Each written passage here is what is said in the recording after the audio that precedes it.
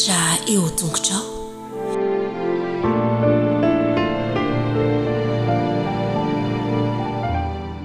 Faly miaraba manokana indray izay natratra ity sabata ity noho ny famindrapon'Andriamanitra sy ny fahasoavany dia mbola afaka hanana fotoana fohy iarahana eo an-tongotry Jesosy indray tsika amin'ity maraina ity. Fotoana mamitsika loatra ka ny fanirianay dia mba hanaraka izany hatramin'ny farany ianao.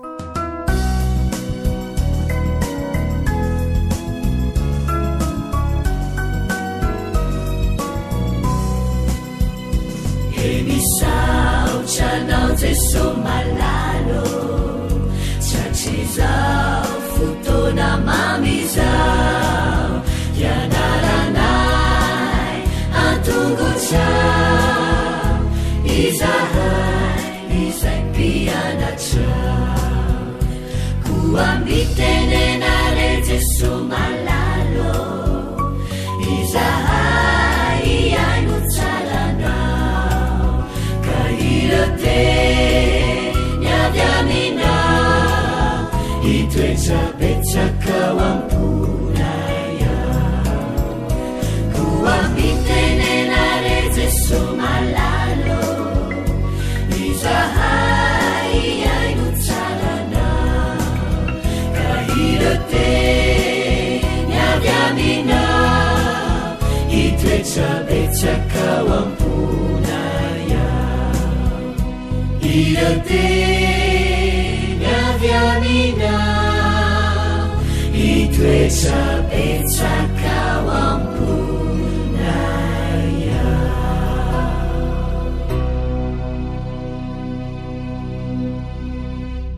Alohan'ny tena hidirantsika amin'izany fandaharana fianarana soratra masina izany nefa dia manasanao hanondrika ny lohanao hivavaka isika.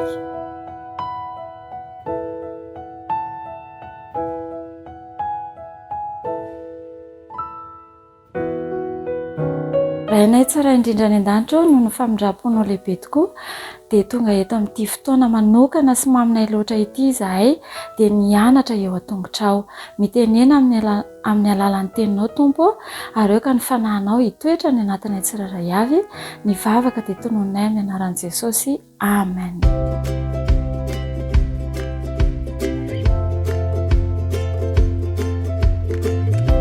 Manahona daholo ny zazaboty sy ny zazaminolo dia faly miarabantsika rehetra fa tafahoana indray isika atao anatin'ity fandaharana izay natokanao antsika ity nahitan'i Jesosy zaza ireo mpiandry ondry izay indray ny lohatenin'ny tantara ny anarantsika nandritra ny herinandro ny tsy anjerintsika dia ao amin'ny Salamo 4:107 zava-dehibe no nataon'i Jehovah ho antsika. Bravo! Dia mipetraka tsara indray iain'ny tantara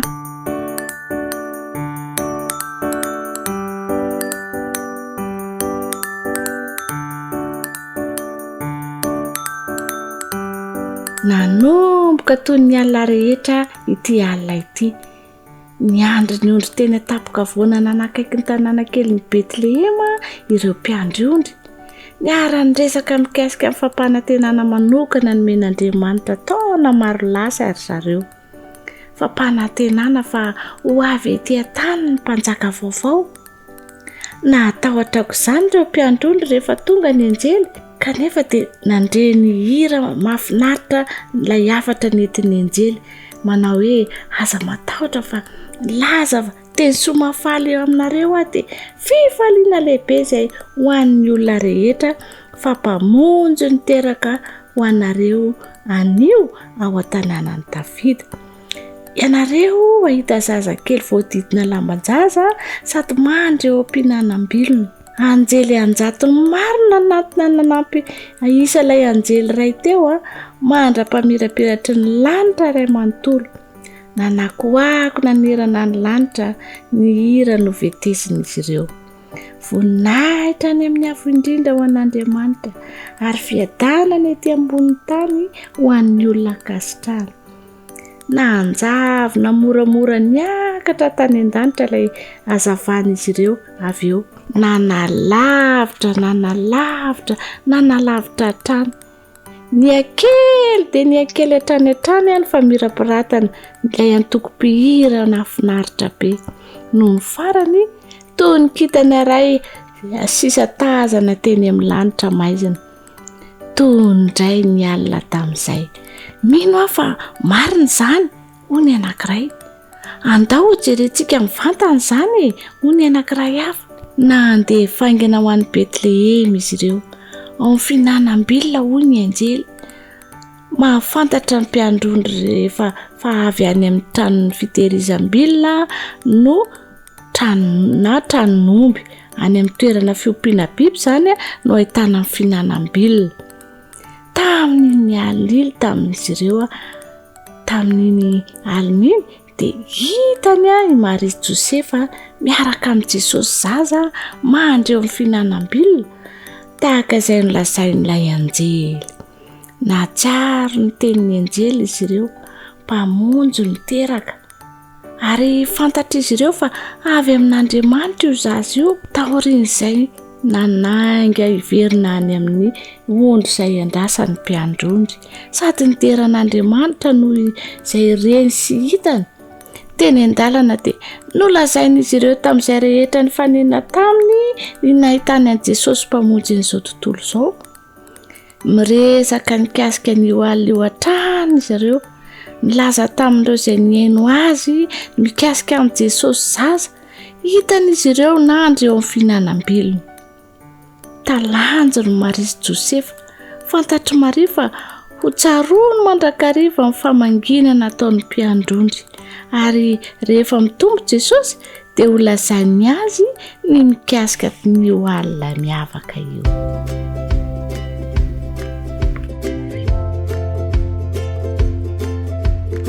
Amin'ny fofen'ny fifaliana indray rakisy namako no hiara-bako anao tratry ity sabata mahafinaritra ity hiaraka eto isika hamerina ny lohahevitra faharoa ambin'ny folo izay manao hoe renao ve izay reko ahoana tsara hoe renao ve izay reko ny andalan-teny izay nataontsika fitadidina tsy anjery nandritra n'iny herinandro iny dia ny rahantsika nahita tao amin'ny Lioka toko 2:7-10 voninahitra any amin'ny avo indrindra ho an'Andriamanitra ary fiadanana ety ambony tany amin'ny olona kasitrany dia andao indray ary hoarana ny tantara e.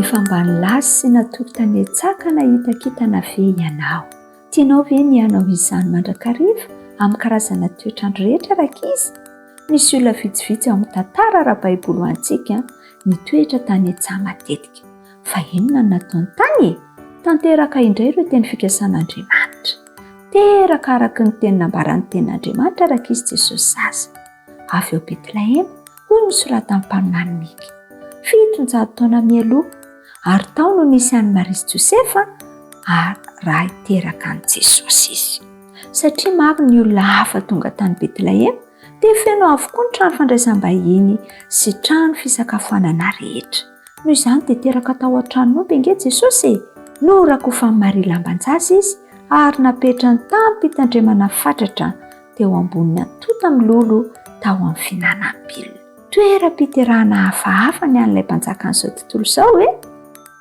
nanara-maso ilay fianakaviana kely anefa ny anjely ary teo ambanin'ny fitarian'Andriamanitra no nandehanan'ny anjely iray tao anatin'ny aizin'ny alina hanaparitaka ny vaovao mahafaly rakizy nisy mpiandriondry ny androny ny tery amin'ny tehezaka voana iray tsy lavitra teo ny zavatsakotra amin'ny maha-mpiandriondry dia ny fitoerana ny etsah mandritry ny alina ambody isibera maro manko no mety ho avy ka hiparitaka ny ondry rehetra ka dia tsy maintsy miabina fatratra amin'ny mpiandriondry tsy maintsy vonina hifanehitra amin'ny bibidia izy ireo didy mavesatra tokoa izany tsy tapitapitra izay nefa dia nahita olona iray nanjelanjelatra izy ireo anjely iray no niseho taminy tena nanjelanjelatra tokoa ka tsy tantin'ny masony izy ireo ny fijery azy feno hazavana miendrika havana antsoina hoe voninahitr'Andriamanitra ny toeran'izy ireo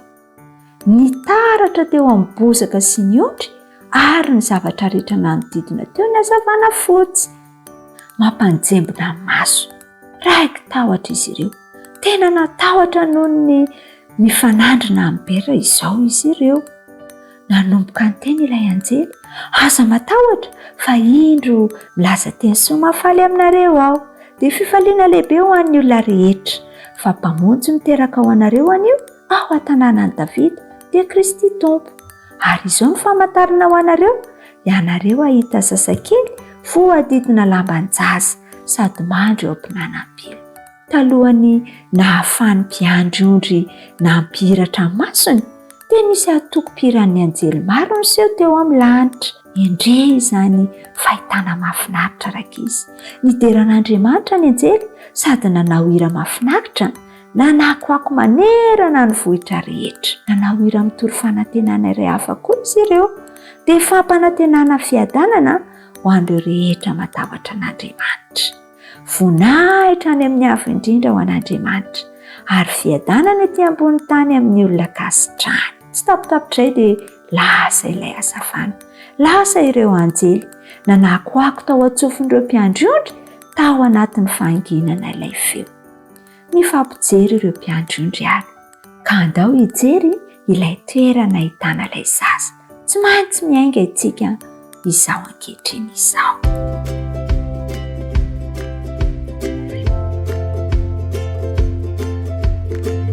Fifaliana ho andray ny araka izara amintsika sy amitina indray ny lesona 12 izay ny anarantsika nandritra ny herinandro. Andao ary sika hiaraka merina indray ny lohateny sy ny tsenjery. Lohateny dia hoe fifaliana ho ahy sy ho anao. Ny tsenjery dia hitantsika tao amin'ny Lioka 2:2 manao hoe ary ny mpiandry-ondry ny verina nankalaza sy ny deran'Andriamanitra noho ny zavatra rehetra izay reny sy hitany araka izay nolazaina taminy. Izay ny tsenjerintsika. Inona ny zavatra noresahantsika? Haintsika tsenjery ny tantaran'i Jesosy. Alefa eny amin'ny fahitalavitra izany, atao dessin animé izany, resahana foana izany isan-taona, ary ho antsika dia inoko fa tsy isan-taona ihany izany resahana fa resahana mandrakariva izany. Haintsika tsenjery ny zavatra niseho. Haintsika hoe nisy didina voaka mba anoratana ny olom-pirenena tsirairay avy, dia samy mandeha mamonjy ny toerana nahaterahany avy, ary nampiasain'Andriamanitra izay mba hatanteraka ny fikasany hoe aiza Jesosy no teraka ao a Betlehemy, ao an-tanànan'i Davida. Dia nandeha i Maria sy Josefa, haintsika tsara izany. Ary fantatritsika hoe inona ny zavatra niseho tany rehefa tonga tany izy, tsy nahita toerana, fa taiza no hita, taiza nisy, tao an-tranon'omby. Tao Jesosy no teraka. Haintsika izany, hain'ny olona rehetra manerana an'izao tontolo izao izany. Fa inona ny zavatra tokony ho tsapantsika manokana tao anatin'izany tantara izany. Rehefa teraka an'i Jesosy dia tsy mba ohatrany tamintsika amin'izao fotoana izao e. Amin'izao tsika ao anatin'ny Facebook, ao anatin'ny tambajotra tserasera, rehefa misy teraka dia manao ahoana? Aseho ao ilay izy dia samy miarahaba daholo ny olona rehetra. Dia ohatran'izany koa isika, rehefa misy teraka dia miarahaba ny dada sy neny na miarahaba ireny olona teraka ireny. Misy fifaliana mihitsy aza. Fa Jesosy tamin'ny teraka tsy mba nisy mpiarahaba, tsisy namana, tsisy fianakaviana izay tonga niarahaba. Kanefa ny zava-dehibe dia izao, ny anjelin'ny lanitra manontolo no indro tonga niarahaba ilay mpamonjy izay voateraka. Fifaliana ho an'ny lanitra manontolo izany. Dia nisy hafa ihany koa, iza indray ny tonga tao? Ny olona tsotra indrindra tamin'izany fotoana izany, ny mpiandry-ondry, izay haintsika tsara ny tantarany. Dia tonga niarahaba an'i Jesosy sy Josefa ary Maria tao. Mitondra fifaliana ho an'izy ireo ihany koa ny fahaterahan'ny mpamonjy. Mitondra fifaliana ho an'izao tontolo izao ny fahaterahan'ny mpamonjy. Ary tamin'izany fotoana izany mitondra fifaliana, fa amin'izao ihany koa dia mbola mitondra fifaliana. Ary inona ny zavatra tsapanao? Mitondra fifaliana ho anao ve ny fahatongavan'i Jesosy ho olombelona, ilay zanak'Andriamanitra tonga olombelona, atsapany izay tsapany zazakely rehetra, ary hitondra famonjena ho anao mba hahatonga anao tonga indray any amin'ilay fiainana mandrakizay dia fifaliana ho anao ve izany. Aoka ho tsapantsika mandrakariva fa Andriamanitra dia manome izay hamonjena antsika ary tiano fantatritsika sy tsy ho adinitsika mandrakariva eo amin'ny fiainantsika izany fifaliana sy izany famonjena izany. Nampianarina ary izany tsika nandritry ny herinandro tao anatin'ny tantara nahaterahan'i Jesosy fa mbola manome fanomezana ho antsika Andriamanitra ary mbola mitondra faliana lehibe ho antsika izany fanomezana izany. Ampatsiahiviny antsika mandrakariva izany ary aoka mba tsy ho adinitsika fa tsy ho atao tahaka ny fety fotsiny eto amin'izao tontolo izao izany fa ho antsika tsy miandry fotoana ohatran'izao fa ampatsiahivina antsika isan'andro izany hoe manome ny tsara indrindra sy ny fanavotana ho antsika Andriamanitra ary ny fahaterahan'i Jesosy dia ho fifaliana ho antsika mandrakariva. Nanampy antsika ihany koa mba hankasitraka an'Andriamanitra noho ny fanomezana lehibe izay omeny dia Jesosy Kristy ary hanampy antsika hanapa-kevitra handray azy ho mpamonjy antsika. Izay tena zava-dehibe satria tsy misy famonjena amin'ny hafa, tsy misy azontsika azahoana famonjena afa-tsy amin'ny alalan'i Jesosy Kristy izay nomena antsika teraka teto amin'ity tany ity maty hamonjy antsika.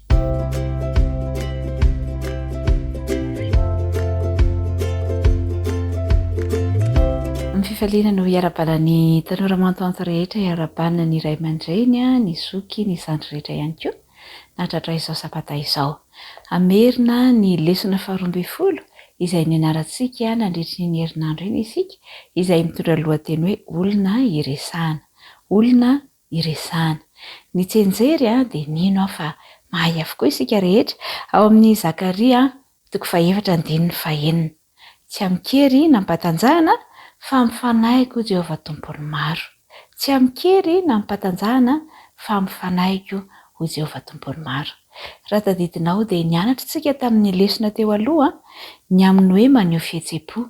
Rehefa maneho fihetsem-po dia nampianarina antsika tamin'izay hoe azonao atao ny manoratra ny fihetsem-ponao na amin'ny teny mivantana ihany koa ny fihetsem-ponao amin'ny olona izay ifandraisana izany.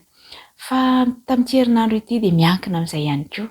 Mila miresaka ianao rehefa misy alahelo na fifaliana satria izay no nanamboaran'Andriamanitra antsika dia ny ifandray amin'ny hafa. Nisy tantarana tovovavy anankiray hitantsika tao anatin'ny lesona, Hélène Keller no anarany. Izy raha voateraka dia toy ny zaza rehetra ihany ara-dalàna tsara. Rehefa nandroso nefa ny fotoana dia sady lasa mona no marenina no jamba ihany koa i Hélène. Somary sahirana ny ray aman-dreny ny karakara azy satria tsy zavatra henony, tsy zavatra fantany, tsy zavatra hitany ny zavatra rehetra ary toa lasa naditra izy ny fahitana azy tao anatin'izay. Tsy kiva nefa ny ray aman-dreny fa nahita olona anankiray izy izay afaka hanampy an'i Hélène eo amin'ny fiainana dia tsy izany fa iany. Izy dia mahita kely ihany na dia nanana olana tahaka ny Hélène aza kanefa izy dia afaka nampianatra ny Hélène ny zavatra rehetra, afaka nanampy azy nanoratra sy ny fiainana maro hafa ihany koa. Ary ity zazavavy Hélène ity no zazavavy mona marenina sy jamba nivoaka voalohany tao amin'ny anjerimanontolo. Ity namany ity no nanampy azy tamin'ny zavatra rehetra izay nolalovany ary ity namany ity no nanosika sy nampahery azy mandrakariva. Eo amin'ny fiainantsika ihany koa ry tanora mantoanto dia mila namantsika kanefa mila mitandrina tsika eo amin'ny fisafidianantsika ny namantsika fandrao hitarika antsika ho any amin'ny lalan-diso ny namana ratsy. Ka izao ny atao mangatan'Andriamanitra mba ahitanao namana tsara, azonao ifampiresahana ny amin'ny zavatra izay manjoanao na ny zavatra mahafaly anao sy ny zavatra maro hafa ihany koa hanoro-hevitra anao ny amin'izay rehetra tokony atao. Nanome antsika ny fanamasin'Andriamanitra. Io fanamasina io dia nomeny mba ho mpananatra, ho mpanoro, ho mpitaridalana.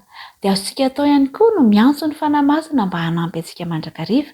Fa izao ny zavatra mahafinaritra ihany koa dia manana ray izay any an-danitra isika sy manana an' Jesosy zoky a, izay azontsika resahana amin'ny fotoana rehetra sy amin'ny toerana rehetra, amin'ny toe-javatra rehetra dia azontsika ataony miresaka aminy. Ilay raintsika dia tena raiso mihitsy hoe ray, dada, dia azonao hitantarana izay rehetra mahafaly sy mampalahelo anao. Ary ny zavatra mahafinaritra dia izao hoe tiany indrindra raha manantona azy ianao ka miresaka aminy, dia izay no tena fifaliana ho azy. Ka manomboka izao ry tanora mantoanto dia manasa anao miresaha amin'ny Jesosy, miresaha amin'ny fanahy masina, miresaha amin'ilay rainao izay any an-danitra, fa izy afaka manampy anao amin'ny toe-javatra rehetra izay lalovanao amin'ny fiainana. Dia arak'ilay tsenjery teo hoe tsy amikerina ny mpatanjahana fa amin'ny fanahiko ho Jehovah tompony maro. Ny fanahy masina ny hanampy ny tanora rehetra ka hanana fifandraisana amin'ny lanitra isika, mba hananantsika ny fihetseham-po tsara ao anatsika, raha hitantsika ny soro-dalana tsara mba azotsika ny fiainana mandrakizay izay ho manin'Andriamanitra ao antsika. Dia mirary soa ary ho amin'ny fiarah-mianatra manaraka indray.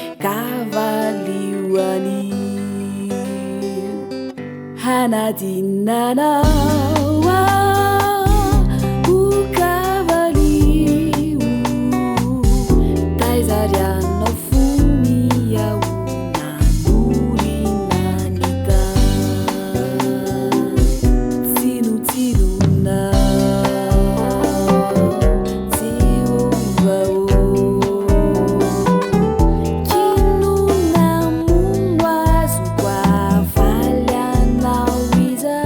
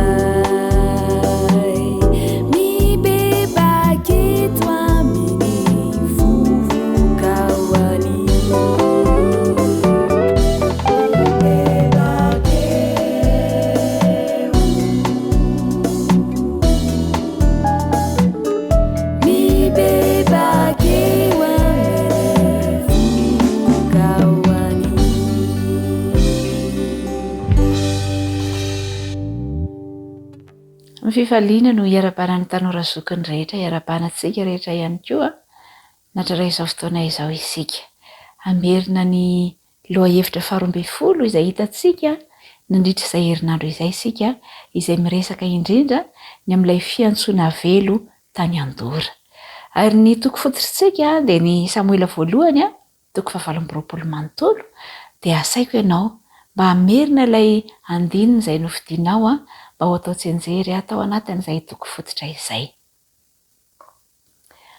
Rehefa vita izay dia andeha ho jerentsika hoe inona tokoa ary moa no zavatra nitranga. I Saoly mpanjaka dia nitarika ny zanak'Israely ary izy ny mpanjaka voalohany teo amin'ny Israely. Raha tsy averina moa ny tantara dia nitady mpanjaka ny vahoaka Israely tamin'izany vanim-potoana izany dia nomen'Andriamanitra i Saoly mba ho mpanjaka teo amin'izy ireo. Ny zavatra nampalahelo anefa dia izao hoe ny mpanjaka Saoly dia nanary ny fifandraisany tamin'Andriamanitra, namela tsikelikely ny fifandraisany tamin'Andriamanitra ary natonga n'Andriamanitra nanapa-kevitra ny tsy hiaraka aminy intsony fa ny fidy any Davida mba handimby azy.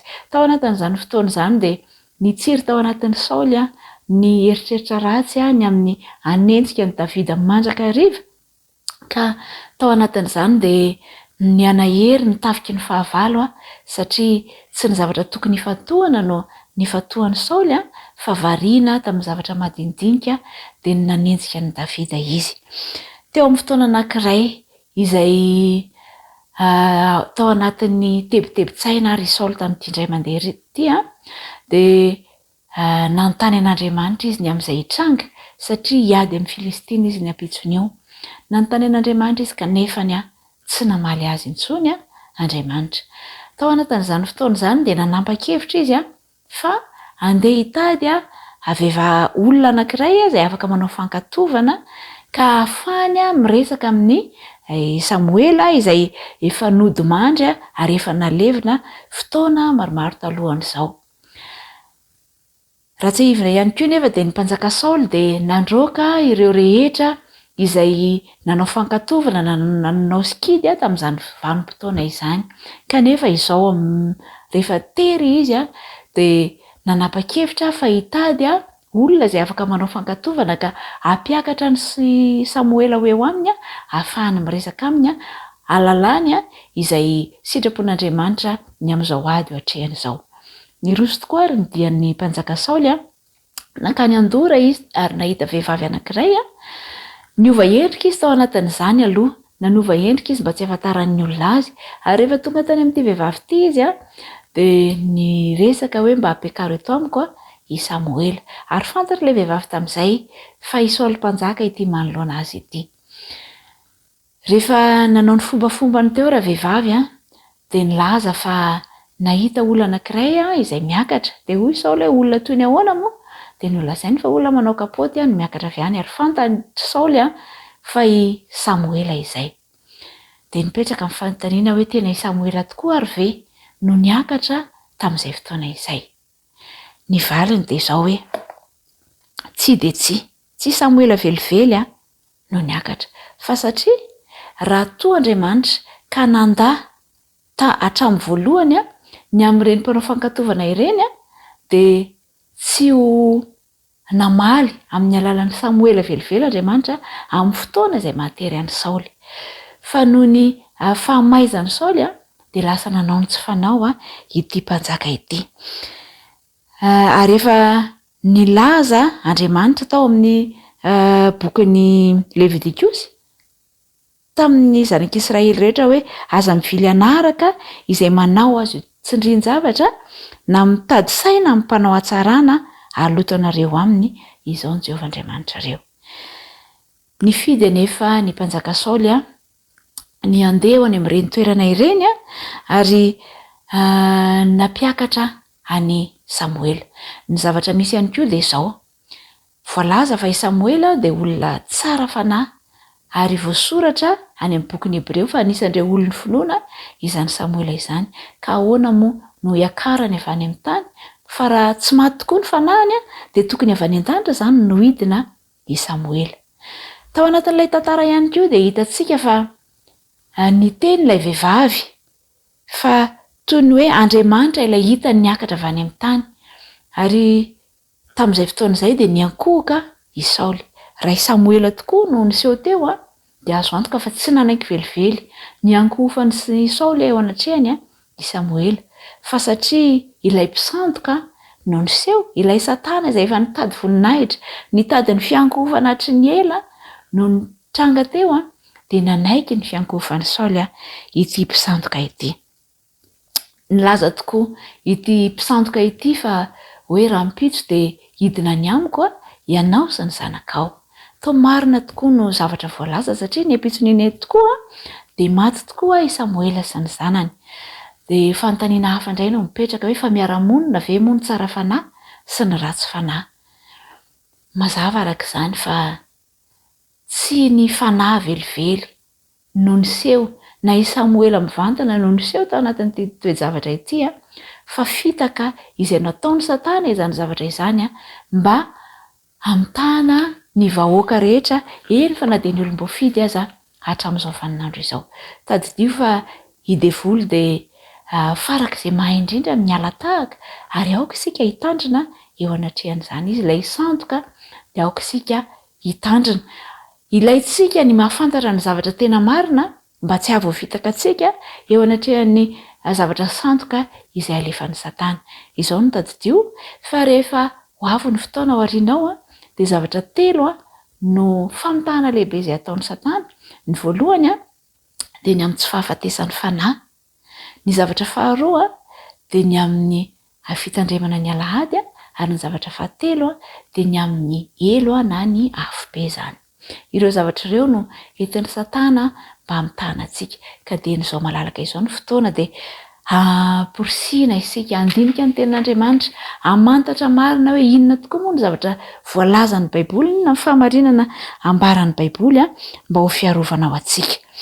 Satria ny hany fiarovana ao antsika dia ny mino sy ny mankatao ny tenin'Andriamanitra ary aoka ho tsaroantsika mandrakariva ilay teny manao hoe fa fantatry ny velona fa ho faty izy fa ny maty kosa tsy mba mahalala na inona na inona. Ao aorianao rehefa mialohan'ny fiavian'i Kristy dia isy ny famitahana izay ataon'ny Satana ka ireny havantsika izay mety efa nodimandry ireny dia iseho indray ka ilaza amintsika fa tsy ilaina ny fitandremana ny sabata tena izy fa efa novana ho alahady izany.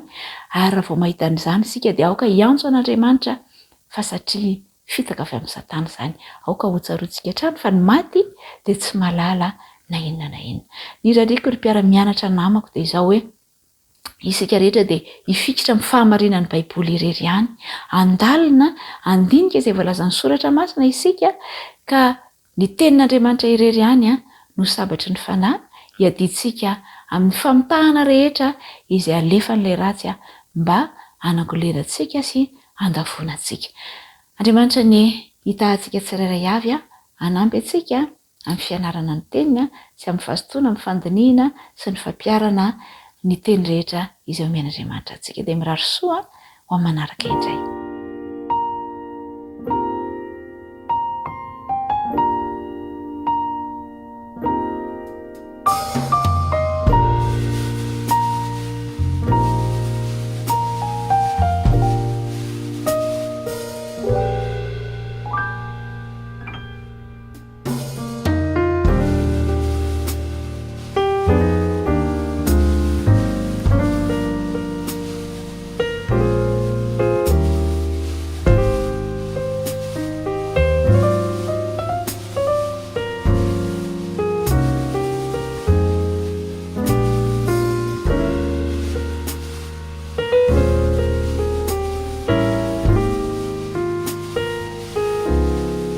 Tonga eo amin'ny fotoana ny fanaovana fanatitra isika koa manasanao andray anjara amin'izany asa masina sy sarobidy izay niantson'ny tompo antsika izany.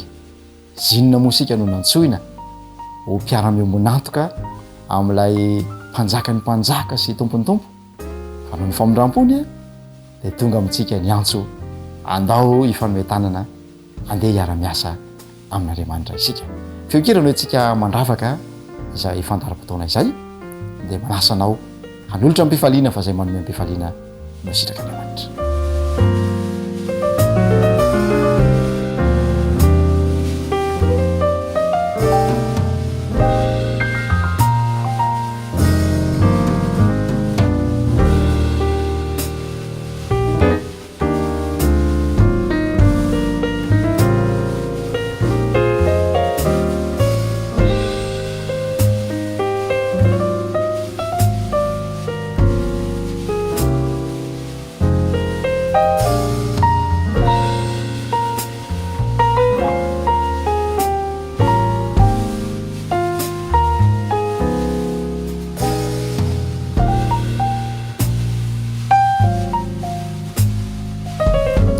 isika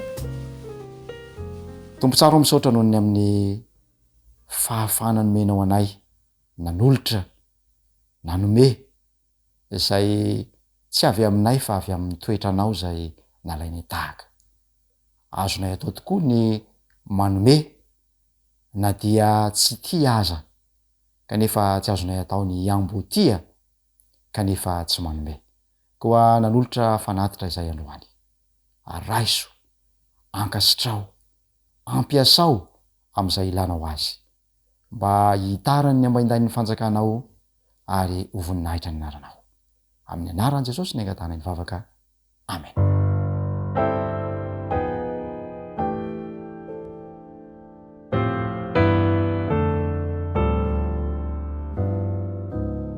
De mankasitraka indrindra ny faharetanao nanaraka ny fandarantsika hatramin'ny farany ko dia miraso manao tain'Andriamanitra mampita ny mandra-pitafa sy ny mandra-pijery ho amin'ireo mpiara-miasa rehetra nanontosan'ny fandarana veloma tompoko.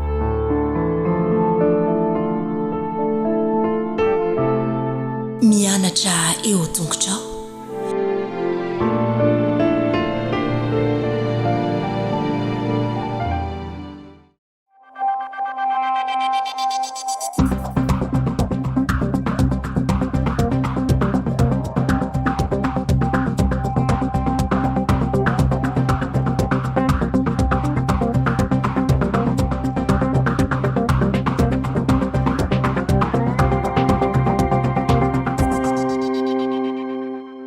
Faly miarabantsika rehetra indray natratry nyty andro maraina ny sabata ity indray androany sy ao anatin'ny fandarana vitsivitsy dia hitondra taridalana indray izahay mahakasika ny fomba fisakafoanana marihana fa ny fisakafoanana dia manana toerana lehibe eo amin'ny fahazavan-tsaintsika olombelona dia mankasitraka indrindra sahady ny amin'ny fahalianantsika ary mirary anao hita fifaliana amin'izao sabata izao eo ampanarahana an'ity fandarana ity.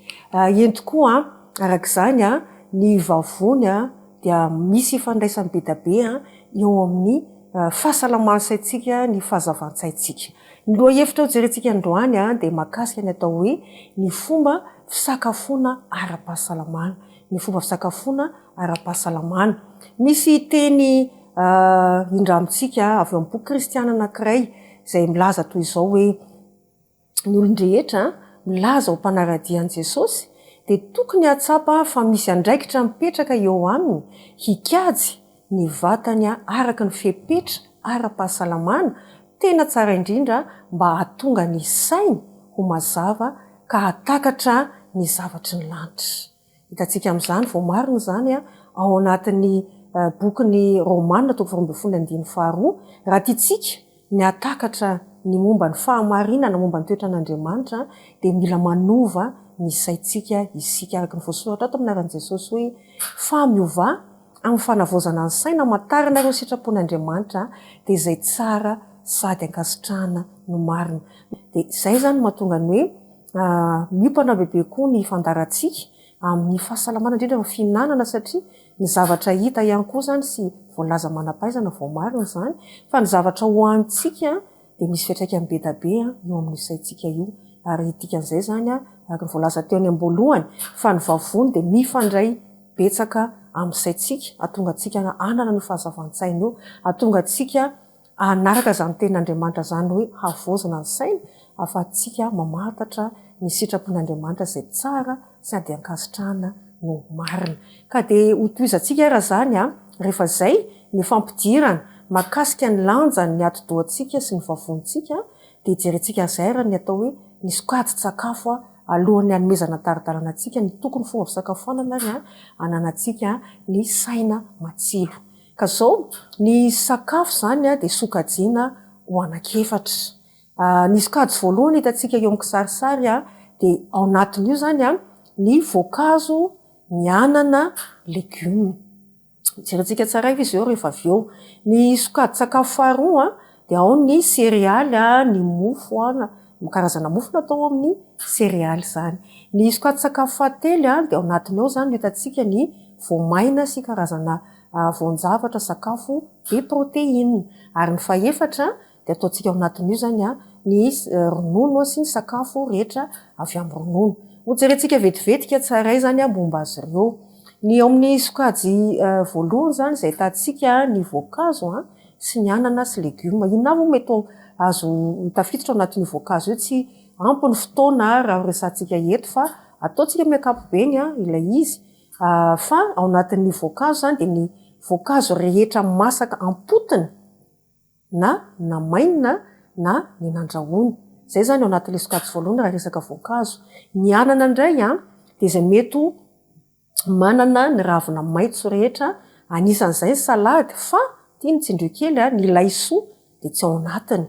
Ny ao anatin'ny sokajy voalohany io ihany zany dia tafiditra ao ny legioma, zany hoe ireo vokatry ny tany rehetra azo hoanina ankoatra ny anana zany mazava ho azy sy ny voankazo ary ny sérialy.